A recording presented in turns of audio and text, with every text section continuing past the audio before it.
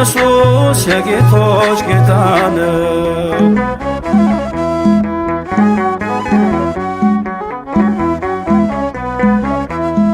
ወደ እግዚአብሔር አብ የምንደርስበት አንድያ ልጁም የምናምንበት የሕይወት መንገድ እርሶ ብቻ ነው።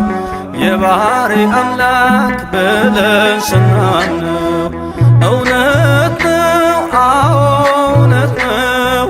ሕይወት ነው፣ በእርግጥ ሕይወት ነው። መንገድ ነው፣ አዎ መንገድ ነው። ኢየሱስ የአማልክት አምላክ ነው።